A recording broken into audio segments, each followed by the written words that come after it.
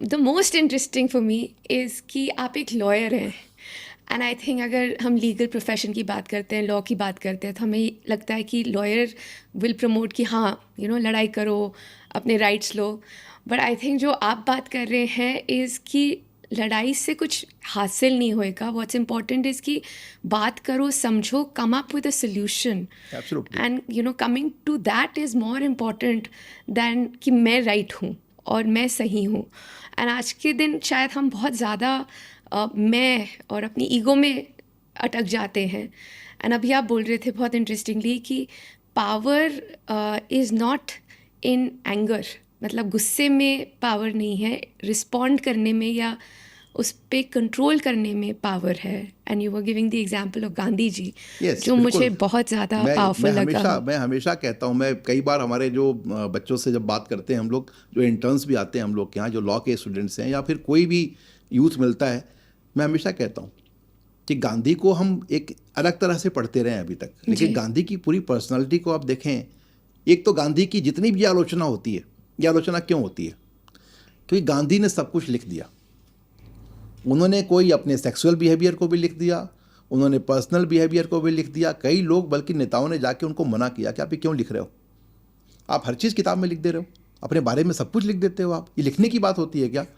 वो बोलते थे देखो भाई, मैं जो हूँ वो लिख देना चाहता हूँ।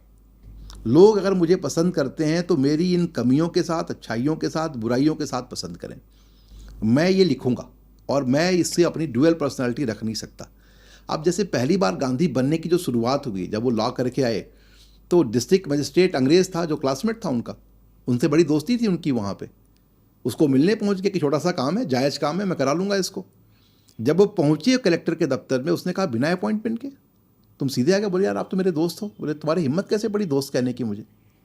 उस ज़माने में पनिशमेंट मिलता था। पनिशमेंट ये था कि जब कोई कलेक्टर को चीज़ पसंद नहीं आए तो ऐसे रास्ते पे जहाँ सभी लोग आते जाते हैं वहाँ पे खड़ा कर देते थे धूप में, जी और आपको सारे आने जाने वाले लोग देखेंगे, आपके ऊपर हंसेंगे, उनको मालूम है कि ये इसको पनिशमेंट मिला हुआ है। गांधी को बड़ा ख़राब लगा कि यार मैं मतलब लंदन से पढ़ के आया हूँ, मेरे क्लासमेट ने मेरे साथ ये कर दिया। बहुत जगह वकीलों के पास गया कि हम लोग ये केस करते हैं इसके खिलाफ, इसने मुझे तंग किया, मुझे परेशान किया, सबने मना किया, बेकार की बात जी, करते हो, इसी के सामने तो पेश होना है फिर हमें, हम नहीं हम लोग नहीं करेंगे। खड़े होंगे।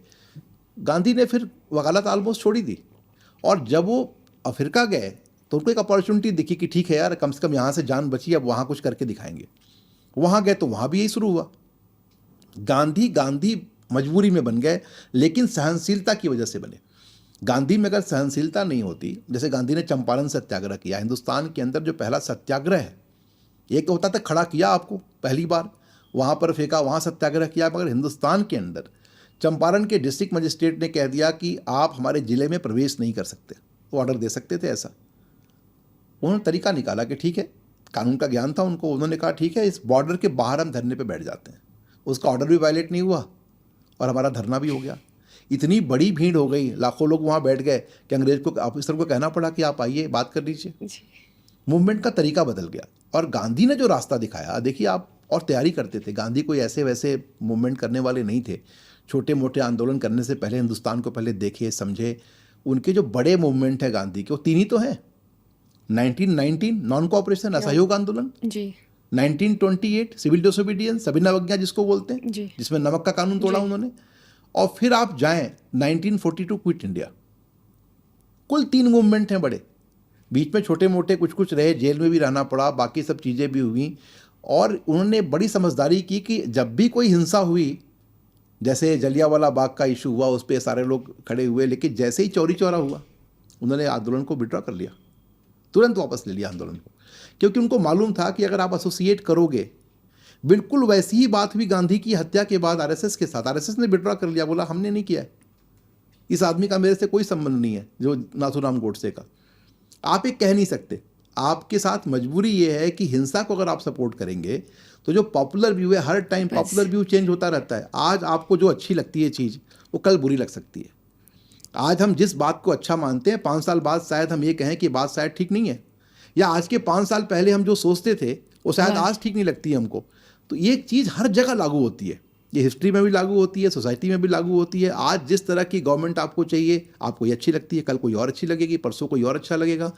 हिस्ट्री में 100-200 साल के बाद जब इवोल्यूशन पे बैठेंगे आप, तो आप कुछ और बात कर रहे होंगे। उसका मतलब नहीं है बहुत ज़्यादा।